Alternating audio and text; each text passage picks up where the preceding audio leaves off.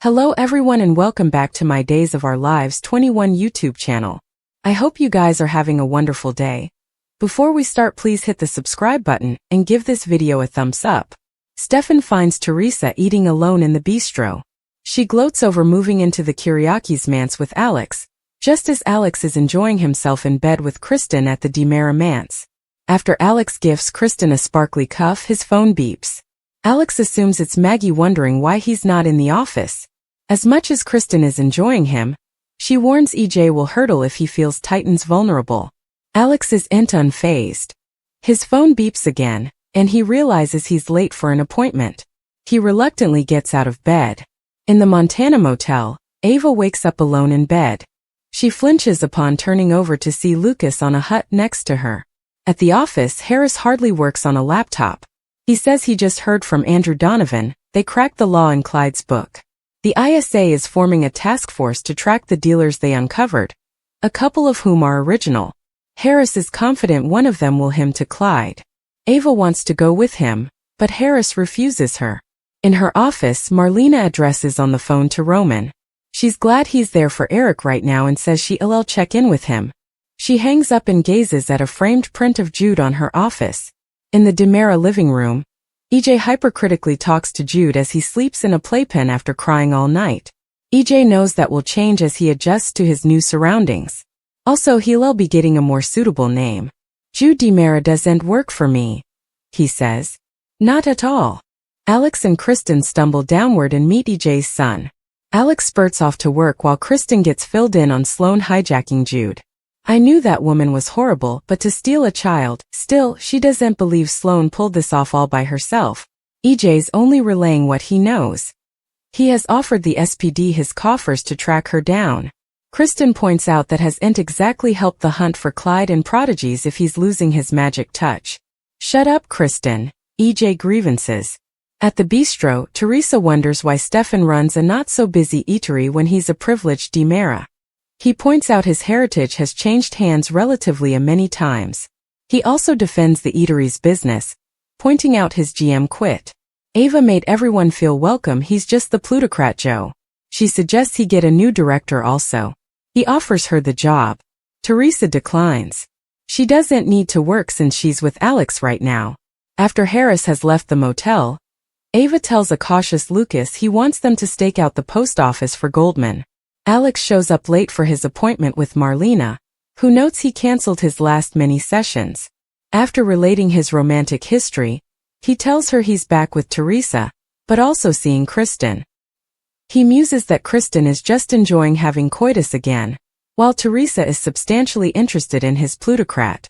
Marlena asks why he asked Teresa to move in with him. He was trying to help her out since she doesn't have a job. Marlena prodigies if his offer suggests a position of commitment he doesn't feel. Alex didn't suppose of that, but doesn't suppose Teresa's awaiting anything. Marlena suggests he ask her and let her know where he's coming from. Outside a structure in Montana, Ava wears a droopy chapeau and sunglasses, and Lucas wears a monk's mask. He doesn't suppose he blends, but Ava thinks people will be more likely to talk to a man of the cloth than a buckaroo. She tells him to keep an eye out for Goldman while she asks around inside the post office. As Lucas paces, he literally bumps into Goldman. Days of Our Lives spoilers recap for Friday, May 31st, reveals that Stephanie Johnson stopped by Marlena Evans' office to get some advice ahead of Everett Lynch aka Robert Bobby Stein's intervention. Marlena indeed offered guidance and refocused out that she'd be hard in case Stephanie and Jada Hunter demanded backup. Meanwhile, Everett aka Bobby pictured that Jada set up him in the shower and told him about a horrible dream of her own. Jada claimed Bobby aloud. He was Everett and this went on for months, but Bobby said she didn't have to worry about that now and kissed her passionately. When Stephanie appeared in the dream and brazened the brace, Everett woke up startled and ultimately answered the door to Jada. Stephanie followed moments laterally, so Everett assumed the timing was into coexistence. Jada and Stephanie admitted they were there because Marlena suspected he'd dissociative identity complaint, but Everett claimed his memory problems were because of his auto accident injuries and came irate. Stephanie and Jada claimed Everett had once trauma that demanded to be dealt with, but Bobby resurfaced and said Everett didn't need to know about any of that since he was there to cover him. Bobby also claimed he was still married to Jada since Everett was the bone who inked the divorce papers, which left Jada unnerved. Jada questioned why Bobby still wanted to be married to her, but he argued that they were so good together. Stephanie tried to get through to Everett since she knew he was still in there nearly, but Bobby fought Everett out and cried for Stephanie to leave on with Jada. At the DiMera-mance, EJ DiMera talked to Nichole DiMera about demanding to pick out a new name for Jude Brady. Nichole allowed. Jude was cute and refocused out that he was used to it, but she ultimately conceded since EJ was adamant about this. After EJ left with the baby in the stroller, he banged into Marlena in front of the cantina.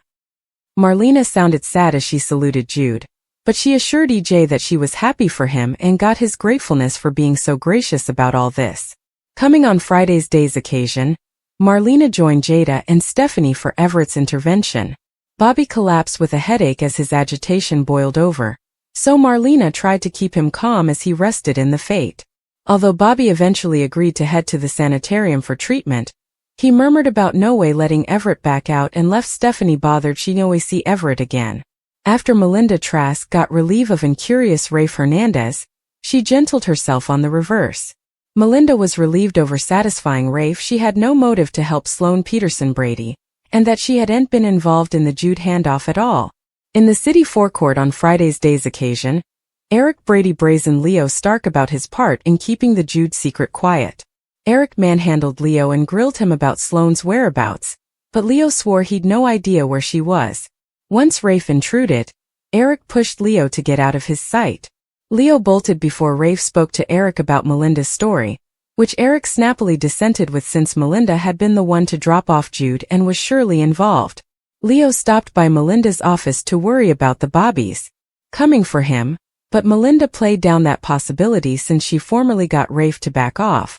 Once Leo was gone, Rafe showed back over to bewail about the evidence of Melinda's phony relinquishment involvement and blazoned that she was under arrest.